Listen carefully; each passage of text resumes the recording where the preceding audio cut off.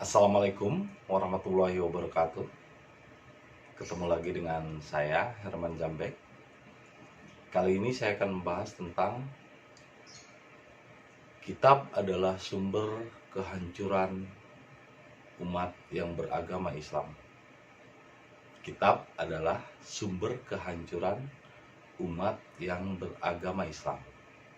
Tapi sebelumnya, seperti biasa, yuk mari kita ngopi. Ngobrol perihal iman, ngobrol perihal Islam.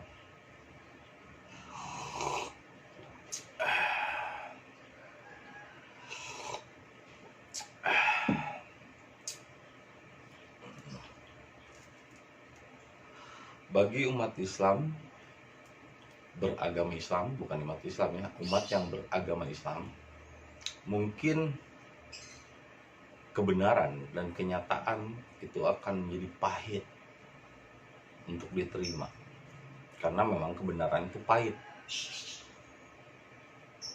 Dan saya pun menyampaikannya pahit, karena obat itu pahit. Jarang sekali ada obat yang manis. Semua obat itu pahit, karena kenyataan itu memang pahit, tidak seperti hayalan atau imajinasi. Qulil haqqa walau kana muron, katakanlah kebenaran itu walaupun pahit. Nah, ini saya ingin menyatakan kebenaran dan fakta, juga kenyataan, bukan hayalan atau iming-iming. Ini kenyataan. Justru Islam itu hancur dan berantakan umatnya itu ketika kitab Al-Quran lahir. Karena dulu sebelum kitab Al-Quran lahir, ketika zaman Nabi Muhammad masih ada, ya umat Islam biasa aman-aman saja. Tidak ada perang terakhir pun perang yang paling besar itu malah Nabi Muhammad menghentikan. Setelah perang Badar ini tidak ada lagi jihad yang lebih besar kecuali jihad melawan nafsu sendiri. Jihad bi anfusihim, jihad melawan nafsu. Tidak berjihad melawan orang lain. Tidak berjihad memerangi pemikiran-pemikiran orang lain. Tidak berjihad untuk membunuh orang lain. Apalagi sampai membunuh. Jadi tidak ada istilah perang lagi membunuh. Karena membunuh itu dosa. Kenapa sih masih doyan dengan istilah-istilah membunuh? Kata membunuh itu sebetulnya bukan ditujukan kepada orang-orang yang sudah Islam, ditujukan kepada mereka yang jahiliyah, yang segala sesuatunya hanya diselesaikan dengan kekerasan dan amarah. Sedangkan Islam adalah kasih sayang. Islam bukanlah suatu ajaran, Islam bukanlah suatu agama, Islam bukanlah suatu kelompok atau pengakuan. Islam adalah berserah diri kepada Allah. Dan orang-orang yang berserah diri kepada Allah, maka dirinya akan diliputi kasih sayangnya, meliputi dirinya. Bismillahirrahmanirrahim. Bismi itu bukan dengan menyebut nama Allah, hanya menyebut saja dan mengatasnamakan. Sedangkan Allah tidak menyertai di dalam hatinya, pikiran dan nafsunya, tidak menyertai dalam jiwanya. Maka percuma mengucapkan bismillah kalau tidak ada Allah beserta hidupnya. Kalau Allah menyertai hidupnya atau bismillah, maka dia akan memiliki sifat Rahman Rahim.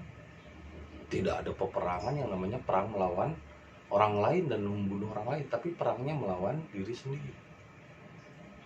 Nah, ini dikisahkan dalam sejarah. Kita flashback kepada sejarah.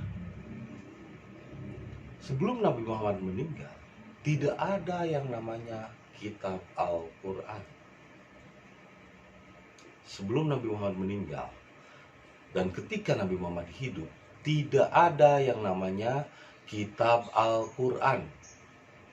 Harus diingat lagi, sebelum Nabi Muhammad meninggal dan ketika Nabi Muhammad hidup, tidak ada yang namanya kitab Al-Quran. Diulangi lagi, sebelum Nabi Muhammad meninggal dan ketika Nabi Muhammad hidup, dari lahir sampai meninggal, tidak ada yang namanya kitab Al-Quran. Dan Nabi Muhammad tidak pernah menulis kitab Al-Quran.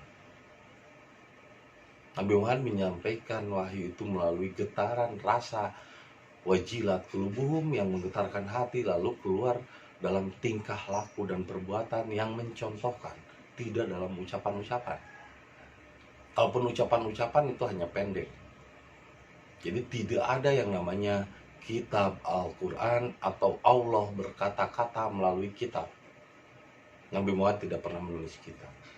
Sehingga ketika Anda masih meyakini kitab itu sebagai kalamullah atau kata-kata Allah, itu sebuah fitnah kepada Nabi Muhammad dan fitnah kepada Allah. Masa Allah berkata-kata? Kalaupun Allah berkata-kata, kenapa bunyi intonasi di dalam surat Al-Fatihah dikatakan ihdinas syiratal mustaqim, yang artinya tunjuki kami ke jalan yang lurus. Kalau itu sebagai kata-kata Allah, masa Allah meminta manusia untuk menunjukinya? Kata Allah, tunjuki aku ke jalan yang lurus, tunjuki kami ke jalan lurus. Lah, berarti Allahnya tersesat dong. Kalau itu kata-kata Allah, yang jelas itu bukan kata-kata Allah. Itu adalah kata-kata yang dibuat manusia yang memohon perlindungan kepada Allah, yang memohon petunjuk. Jelas berarti bukan kata-kata Allah, bukan kalamullah, itu kalamunas yang mengatasnamakan Allah. Jadi bismillah sekarang diartikan dengan nama Allah, mengatasnamakan saja, tapi bukan kalamullah, bukan kalamur Rasul juga. Sehingga banyak akhirnya kejanggalan-kejanggalan terjadi dan perdebatan-perdebatan terjadi hanya karena orang Islam di zaman sekarang masih percaya kitab. Padahal Rasul pun melarang umatnya untuk menjadi ahli kitab. Bahkan dinyatakan ahli kitab itu kufur. Lam yakunil ladina kafaru min ahli kitab. Bukan hanya ahli kitab Injil ataupun Taurat, tapi ahli kitab Al-Quran juga. Kalau Anda meyakini itu sebagai kalamullah, berarti Anda telah menghinakan Allah itu sendiri dan menghinakan Nabi. Dan anehnya, janggalnya, kenapa ditulis di kitab juga seperti peristiwa Isra Miraj itu, Nabi Muhammad Isra Miraj diperjalankan dari Masjidil Aqsa ke dari Masjidil Haram ke Masjidil Aqsa. Ini hingga imajinasi pikiran orang-orang yang beragama Islam ini jadi tidak logis. Karena apa? Karena Masjidil Haram dengan Masjidil Aqsa itu belum ada. Tahun 621 Masehi itu nggak ada yang namanya Masjidil Aqsa. Di Yerusalem itu nggak ada yang namanya Masjidil Aqsa. Ada juga Baitul Sulaiman, disebutnya juga Kuil Sulaiman, bukan Masjidil Aqsa.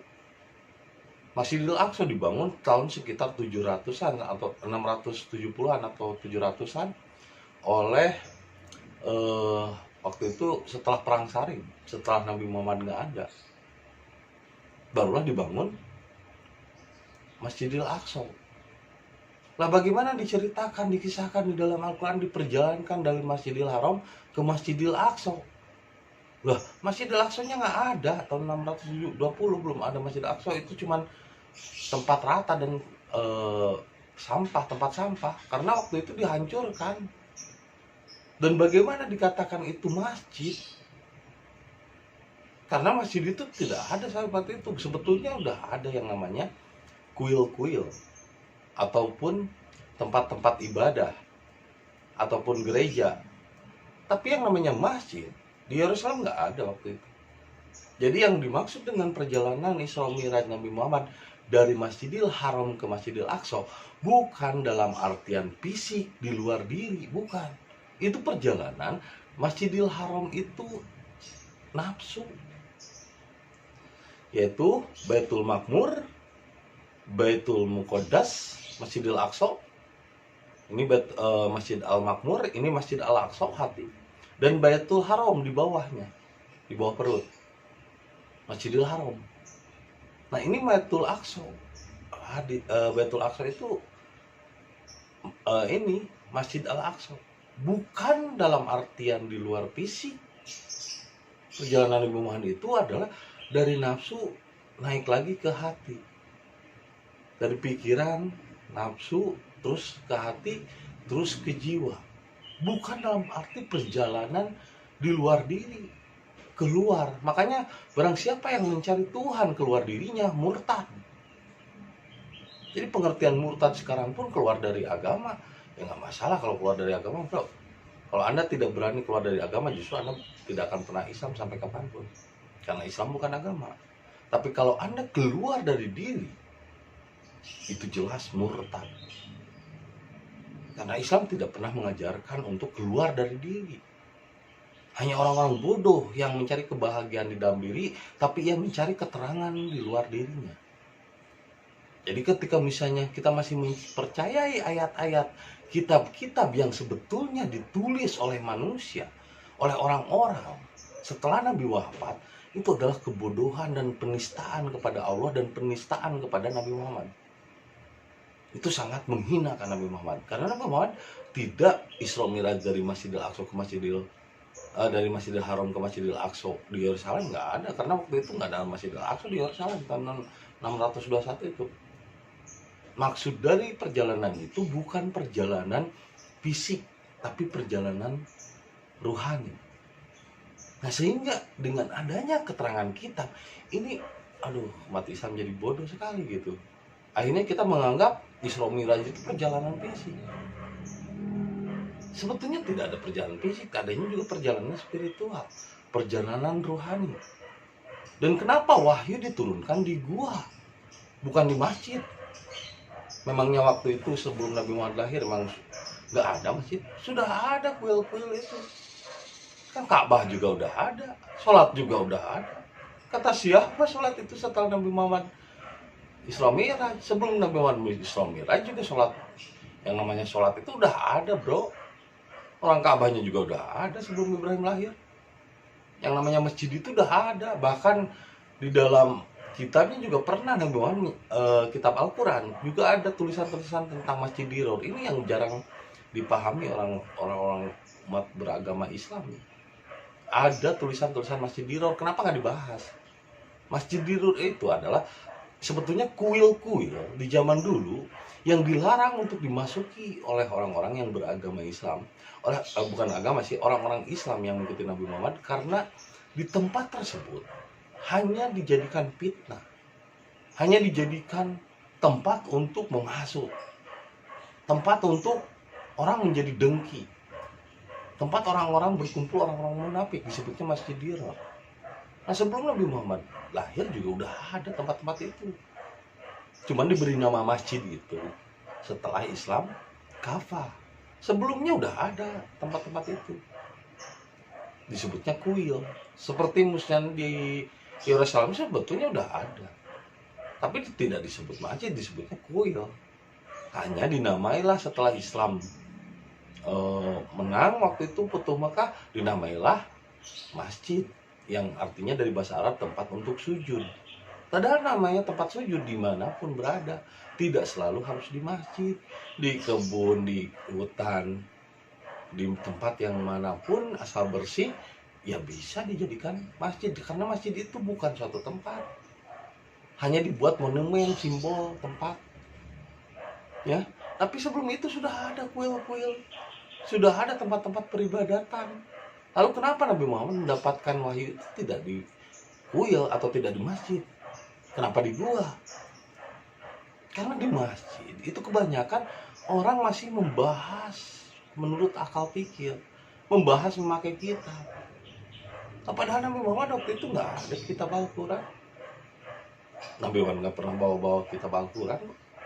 Nabi Muhammad ketika mendapat wahyu pertama, ketika diperintah oleh Jibril, yang sebetulnya Jibril itu Ruhul Kudus, ya sebetulnya itu hati. Baitul Muqaddas, Masjid Al-Aqsa, yaitu hati. Ketika hatinya bertanya, apa ini? Kenapa ada getaran di dalam tubuh saya? Kan bukan berarti malaikat tanya, ikro, ya itu idiot, ngayal mulu. Maksudnya yang disebut ketika wahyu turun itu hatinya bergetar dan bertanya, baca apa ini, aku nggak tahu ini apa. Nggak ada yang namanya Al-Quran, nggak ada yang namanya tulisan. Itu peristiwa Nabi Muhammad bertanya kepada dirinya sendiri, bukan ngobrol sama malaikat. Malaikat itu kan hati, dia itu ngobrol dengan dirinya sendiri gitu. Istilahnya lagi galau tingkat dewa, lagi ini apa nih, kok ada getaran. Iqra, baca dirimu. Tidak baca kitab, tidak baca Quran, nggak ada kitab. Tapi setelah Nabi Muhammad meninggal, disusunlah kitab oleh Khulafaur Rasyidin, 4 sahabat Nabi, Abu Bakar, Utsman, Umar, dan Ali. Nah, Abu Bakar waktu itu tidak mau ikut andil dalam penulisan kitab, karena Nabi Muhammad tidak pernah memerintah untuk menulis. Nah, ketiga sahabat yang lain masih bercokol juga. Akhirnya disusunlah kitab. Disusunlah pemahaman-pemahaman yang menurut versi sahabatnya, bukan menurut versi Muhammad, karena Muhammadnya udah meninggal. Sehingga udah jadi beda cara berpikirnya pun. Berita-berita yang disampaikan di dalamnya pun udah beda. Akhirnya ketika setelah disusun kitab itu, dan ketiganya menjadi khalifah atau pemimpin setelah Nabi Muhammad wafat, akhirnya Ali pun dibunuh. Oleh siapa? Ibnu Muljam, yang hafal Al-Quran, yang hafal kitab. Jadi orang yang hafal kitab tidak menunjukkan akan dilindungi oleh Allah. Karena apa? Itu cuma di pikiran, cuma di hafalan. Tidak meresap ke rasa dan perbuatan. Akhirnya mudah difitnah. Jadi orang-orang yang tahfidz Al-Quran itu mudah difitnah. Karena apa? Karena Tuhannya adalah kitab. Tuhannya adalah pemahaman. Tuhannya adalah pengetahuan, akal pikir. Bukan Allah itu sendiri. Tuhannya dia bertuhan kepada akal pikiran. Bertuhan kepada hafalan. Sehingga Al-Quran dijadikan referensi Tuhan. Dijadikan Tuhan. Bahkan sudah dipertuhan kitab itu. Sehingga ketika ada yang berbeda paham, akhirnya saling bunuh. Berarti dalam sejarah ketika kita lahir, di sanalah lahirnya pertumpahan darah dan kekacauan. Begitupun Ali, Utsman, Umar dibunuh oleh penghafal kitab, oleh tahfidz Al-Quran. Apalagi kesininya tahun 670, tahun 900 terjadi perombakan dan perubahan oleh Abu Sufyan. Lebih kacau lagi, ditambahi dengan berbagai hal, seperti harus bayar fidyah, harus bayar ketika Kristen katanya datang harus takluk, harus bayar apa namanya, fidyah atau namanya tax, sekarang apa, pajak gitu. Jadi kesannya Islam menjadi arogan gitu. Kalau kamu tidak membayar pajak, mati. Kesannya Nabi Muhammad juga dulu melakukan itu. Padahal enggak, Nabi Muhammad enggak pernah memaksa orang Kristen untuk membayar fidyah, membayar Kristen untuk membayar pajak, untuk perjanjian. Tidak, itu kebohongan-kebohongan yang ditulis di dalam kitab. Dan kitab sampai kepada kita saat ini, udah tahun berapa itu, udah melewati ratusan tahun. Akhirnya terjadi banyak versi, akhirnya terjadi banyak golongan. Padahal akhirnya dari satu, yaitu penyebabnya kitab. Coba kitab itu nggak akan ada perbedaan. Kalau kitab tidak ada, apakah Tuhan tidak lagi menurunkan wahyu? Kalau begitu berarti Tuhan mati dong. Karena memang Tuhan tidak menurunkan lagi wahyu selain kitab itu. Justru Nabi Muhammad sendiri malah melarang umatnya untuk menjadi ahli kitab. Kenapa setelah Nabi Muhammad meninggal malah disusun kitab? Dan itu menurut versi manusia, versi orang-orang. Setelah Nabi Muhammad wafat, ketika Nabi Muhammad hidup, nggak ada yang namanya kitab. Sehingga jangan terlalu percaya bahwa kitab itu adalah tulisan Nabi Muhammad ataupun kata-kata Allah. Toh di dalam Quran sendiri banyak kebencian kok. Bunuhlah orang kafir itu karena mereka tidak beriman.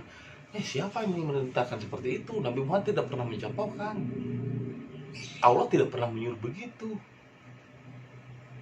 Lalu kenapa ada ayat-ayat seperti itu? Kenapa kalian masih mempercayai kitab itu tulisan Nabi Muhammad? Diyakini sebagai itu. kata-kata Nabi Muhammad? Bodoh, sangat bodoh. Itu fitnah kepada Nabi Muhammad dan fitnah kepada Allah. Kalau Anda masih meyakini bahwa kitab itu Nabi Muhammad berkata, kalau Anda masih meyakini bahwa Allah berkata-kata lewat kitab, tidak ada kata-kata. Yang berkata-kata itu manusia. Allah itu menurunkan wahyu di dalam gua, bukan di masjid. Walaupun waktu itu udah ada masjid. Kenapa tidak di masjid? Karena di masjid tempat sarangnya fitnah, tempat sarangnya orang mencari-cari kesalahan orang lain. Karena apa? Tuhannya hafalan.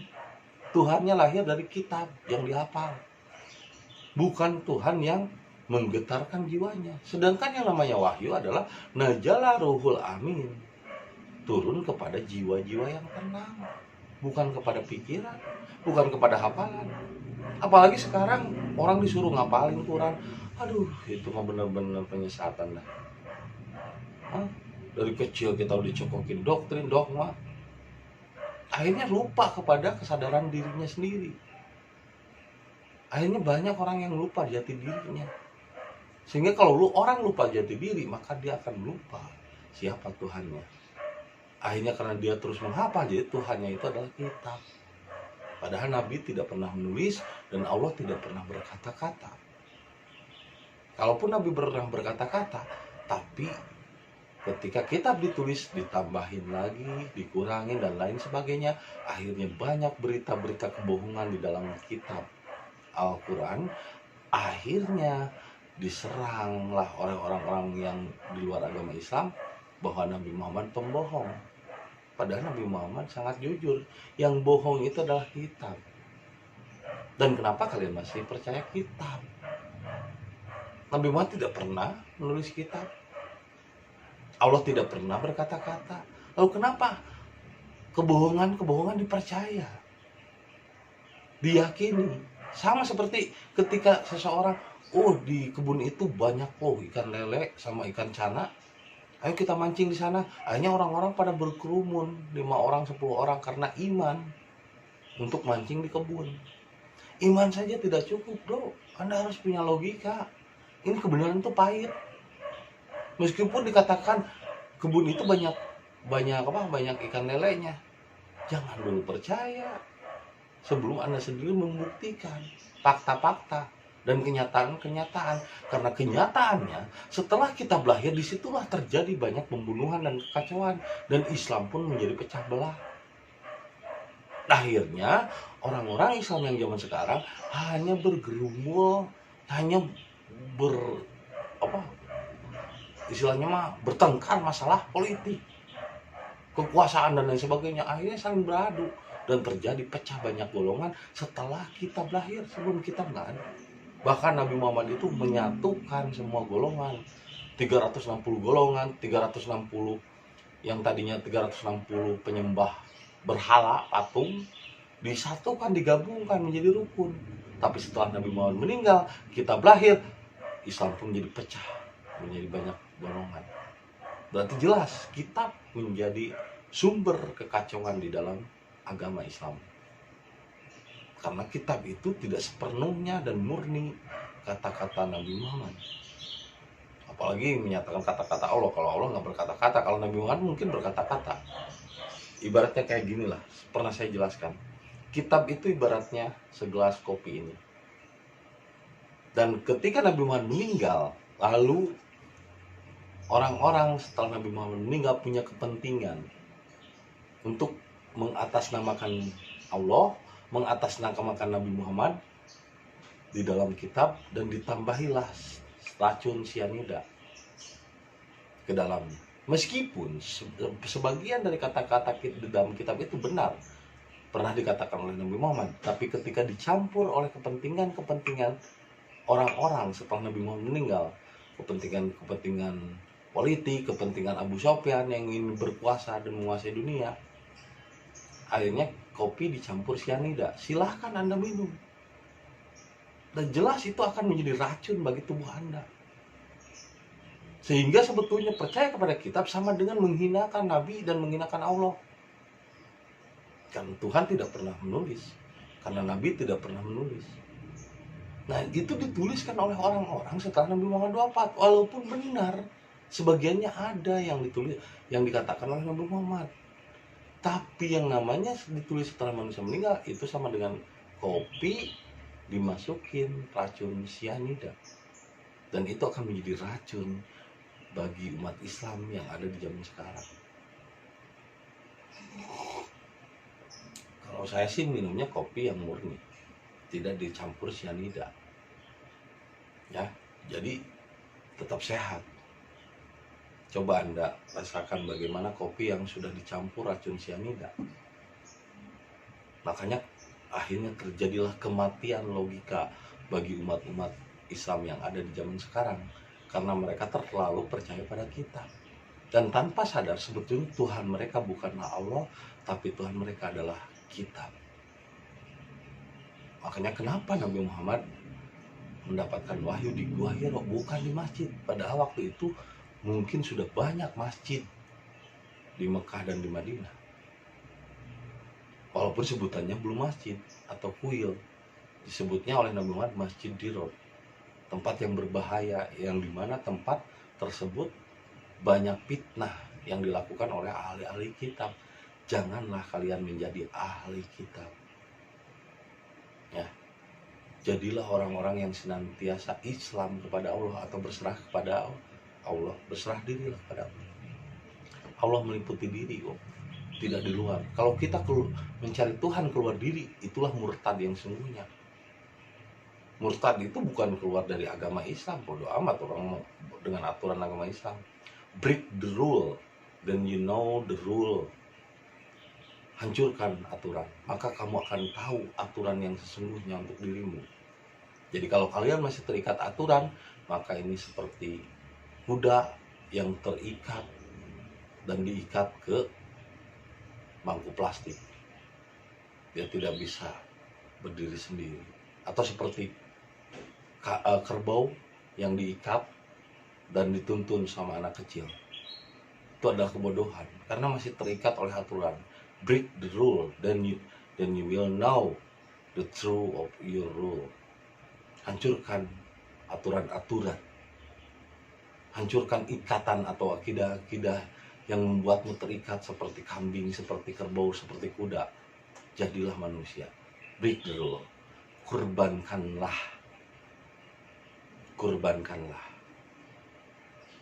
jiwa kebinatanganmu untuk menjadi manusia. Seperti Ibrahim mengorbankan sifat kebinatangan Ismail agar merdeka menjadi manusia, tidak diikat oleh aturan-aturan yang membuatmu bodoh, tidak diikat oleh ancaman-ancaman neraka dan azab yang membuatmu menjadi tambah bodoh. Jadilah Islam yang merdeka, berserah diri tanpa syarat, tanpa aturan ini itu. Ya, salam kopi ketika otak perlu inspirasi.